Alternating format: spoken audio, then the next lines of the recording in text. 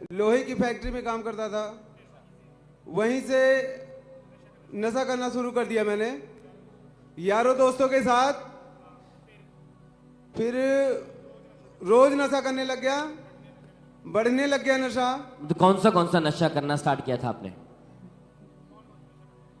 मैं पहले तो जर्दा खाना स्टार्ट किया, फिर गुटखा खाया, फिर सिगरेट पीना स्टार्ट किया, फिर शराब, फिर गांजा पीना चालू किया। फिर मेरे यार दोस्त एक मिले, फिर मैं गोली खाया। कि मेडिकल नशा भी आपने स्टार्ट कर मेडिकल दिया नशा, था। सारे नशा मैंने कुल शुरू कर स्टार्ट कर दिया खाना। तो आप बता रहे कि मतलब आप अपनी कमाई भी नशे में उड़ाते थे। हाँ जी। तो अगर आपके पास पैसा नहीं होता तो आप बता रहे कि आप उधार बढ़ चुका था कि इस भाई को कोई होश नहीं रहती थी, और ये आप बता रहे कि आप सड़कों में नालियों में गिरे रहते थे आप नशा करके। ओवर नशा करने की वजह से यार दोस्त के साथ दारू पीते पीते मैं इतना गिर जाता था तो मुझे होश ही नहीं रहती थी। मेरी गाड़ी कहाँ है, मेरा सड़क पे कुछ भी याद नहीं रहता था मुझे। तो आप बताइए सिस्टर, आप इनकी वाइफ हैं, आप बता रहे कि आप बताएं इनकी हालत कैसे थे कि आप इन्हें उठा के घर लेके आते थे? जी ब्रदर जी, कोई हमें बताता था कि मतलब ये यहाँ पे नशा करके गिरे हैं, तो मैं किसी के साथ इन्हें लेने जाती थी वहाँ पे। फिर ब्रदर जी मैं उठा के इनको घर पे लेके आती थी, इनको कुछ होश ही नहीं रहता था। मतलब आपकी मैरिड लाइफ टोटली डिस्टर्ब हो चुकी थी? जी ब्रदर जी। क्या हालत थे उस समय घर के आपके? मैं परेशान रहती ब्रदर जी, रात को उठ के हमसे कहते थे कि मुझे तंबाकू बना के दो ब्रदर जी, फिर हमें बना के देना पड़ता था खाने के लिए। जी मैं परेशान रहती थी, गुस्सा करना, डांटना, हमेशा बोलते रहते थे। मतलब दोनों में बहुत ज्यादा आपकी लड़ाई झगड़ा होता था? जी ब्रदर जी। मैरिड लाइफ टोटली डिस्टर्ब थी जी। तो आप बताएं, मतलब आप एक अच्छी जॉब करते थे कंपनी में, आपकी लाइफ गलत संगति के कारण पूरी तरह नशे में थी, खत्म हो चुकी थी आपकी, तो आपने कभी सोचा नहीं कि मैं ऐसी लाइफ से बाहर आ जाऊं या नशा छोड़ दूं? मैंने कोशिश तो की पर छोड़ नहीं पा रहा था।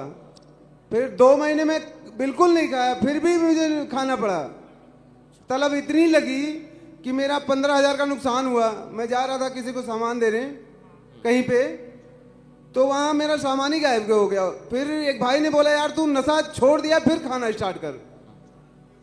फिर उसके बाद फिर नशा मैंने करना स्टार्ट किया, डबल नशा। फिर इतना नशा किया, फिर मैं डिग्गी में दारू की बोतलें रख करके फिर चलता था। मगर आपने काफी बार कोशिश भी की, लेकिन हर बार आप फिर से आपको तलब लगती थी और आप नशा करना लग जाते थे। तो आप बताएं, फिर ऐसे हालत थी आपकी, तो फिर आपको यहाँ के बारे में, अंकुर मिनिस्ट्री के बारे में किसने बताया फिर आपको? फिर मेरे एक भाई हैं, यार दोस्त हैं, तो उन्होंने बताया कि वो चर्च में आते हैं। उन्होंने बताया कि आप खामबरा चर्च जाओ, वहाँ आपको परमात्मा आपको ब्लेस करेगा।